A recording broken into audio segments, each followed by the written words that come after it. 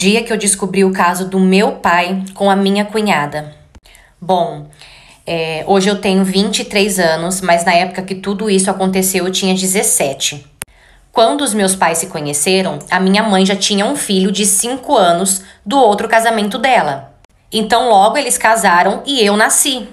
E assim, o casamento dos dois sempre foi uma merda. O meu pai, ele era alcoólatra e usuário. Ele agredia o meu irmão e a minha mãe. Só que a minha mãe, ela tinha muito medo de não conseguir se sustentar sozinha. Por isso, ela nunca largou dele e assim, ela foi empurrando com a barriga. Beleza. Quando eu tinha 12 anos e o meu irmão tinha 17 anos, ele conheceu uma menina da minha classe que também tinha 12 anos. Até que eles começaram a namorar. Só que com 3 meses de namoro, ela engravidou do meu irmão. E assim que nasceu a minha sobrinha, ela foi morar com a gente na nossa casa. No caso, a namorada do meu irmão e a bebê. A casa ficou muito pequena porque só tinha 2 quartos e eu tinha que dividir o meu quarto junto com o meu irmão, com a minha cunhada e com a minha sobrinha. Ou seja, ninguém tinha privacidade pra nada. A minha cunhada, ela nunca trabalhou, ela parou de estudar e assim a gente foi vivendo. Até que quando a minha sobrinha completou 2 anos, a minha cunhada, ela engravidou novamente. Foi quando a gente descobriu que era uma outra menina. Até que se passou, os 9 meses e nasceu a minha segunda sobrinha. Só que assim, quando a minha cunhada estava de 6 meses, era um domingo e a gente estava se arrumando para ir numa festa que ia ter na minha cidade. E nesse dia, o meu pai brigou com a minha mãe e saiu de carro para poder virar à noite usando droga como ele sempre fazia. Então ficamos em casa eu, a minha mãe, a minha cunhada, o meu irmão e as crianças. Até que a gente estava no quarto da minha mãe, se arrumando para ir para essa festa, foi quando o celular da minha cunhada vibrou. Detalhe, o celular dela era igual o meu celular que o meu pai também deu para ela dizendo que ela merecia. Então, como o celular da gente era igual, quando vibrou, eu peguei achando que era o meu. Só que não era o meu, era o da minha cunhada. E ali eu vi que era uma mensagem do meu pai. Então eu consegui ler só por cima. E na mensagem meu pai dizia...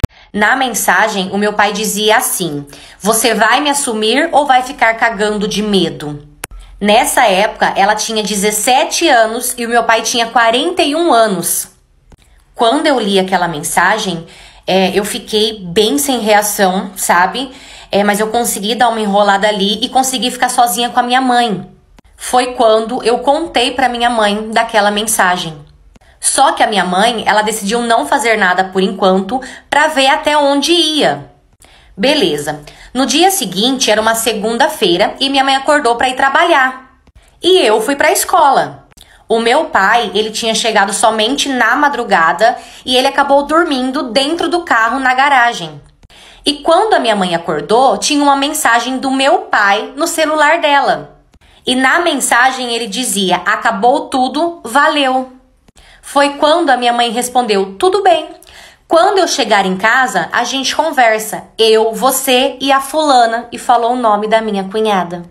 Só que quando a gente chegou em casa na hora do almoço, já era tarde demais. O meu pai tinha fugido com a minha cunhada e levado as crianças.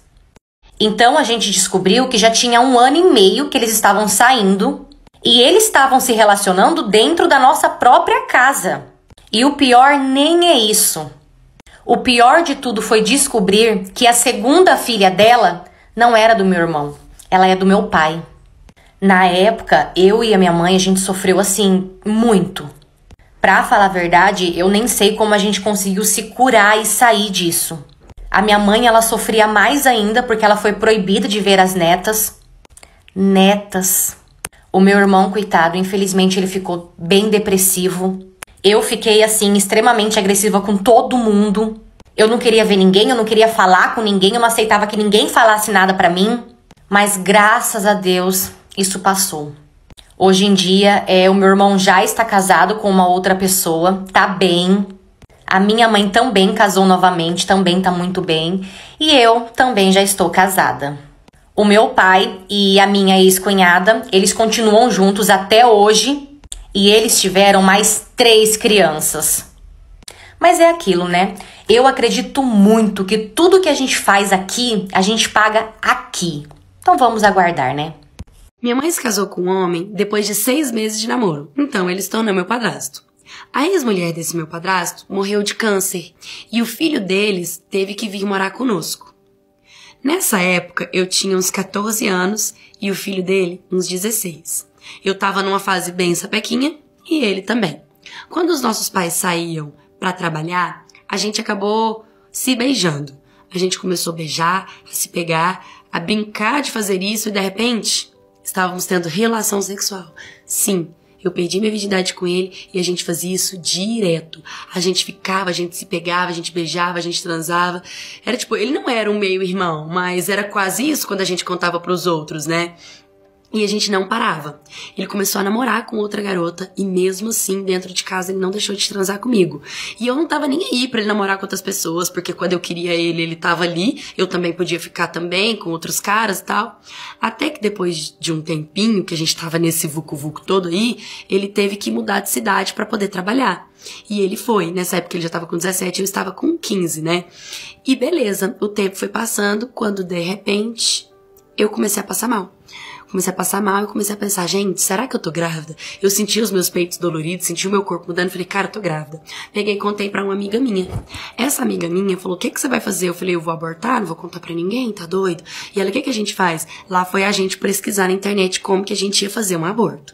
Eu vi que tem como fazer chá, que tem como você tomar uma água lá inglesa. A gente pesquisou um remedinho na internet também, mas ele era muito caro, a gente não tinha dinheiro pra comprar. E tudo que eu fazia, que eu tomava, não fazia minha menstruação descer. E eu comecei a pensar, gente, será que eu tô com gravidez psicológica? Será que tá acontecendo alguma coisa? Eu pensei, cara, não é possível, gente. E eu fiquei naquelas, eu falei, eu vou contar pra minha mãe. Vai ser o melhor jeito, vai ser eu contar pra ela. Eu cheguei na minha mãe, pensei, ela vai me matar, né? Mãe, tô grávida. E ela na hora pasmou comigo, ela não brigou comigo, ela só ficou assustada por saber que o pai, no caso, era o filho do meu padrasto, filho do marido dela, entendeu? Então, tipo, ela falou, meu Deus, como que vocês aceitaram, como que vocês fizeram isso, entendeu? Como vocês estavam com a cabeça de vocês? Mas ela não brigou. Aí depois que eu contei pra minha mãe, ela me levou no médico e eu estava grávida de 6 meses. De 6 meses. E eu falei, pai amado, não acredito, a criança já tá quase nascendo. Aí a gente entrou com um processo pra tentar colocar que eu fui enganada, pra tentar o aborto legal, pra ver se tirava, porque eu ainda era adolescente, eu não tinha dependência financeira, minha mãe não podia cuidar e tudo. Só que o governo falou o quê? De forma alguma, né? Contra a lei no Brasil o aborto. Não pode de jeito nenhum. Tem que assumir suas responsabilidades. E também, 6 meses, ele não era mais ele não era mais um embrião, ele era um feto, entendeu? Ele já tinha braço, perna, coração, olho, cabeça, ele já podia nascer, na verdade. Então eu ia tirar uma criança praticamente viva de dentro de mim, matar uma criança viva dentro de mim, jamais, entendeu?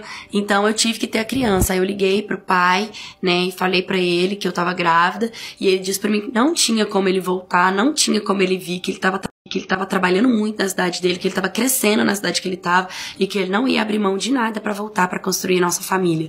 É claro, fiquei muito chateada, né? Fiquei me sentindo mal, mas de certa forma é interessante saber que o meu filho é neto de verdade do meu padrasto e da minha mãe, né? Porque ele tem um vô, no caso, que é o pai do pai dele, e no caso é o meu padrasto, entendeu? Que seria como se fosse o vô dele também.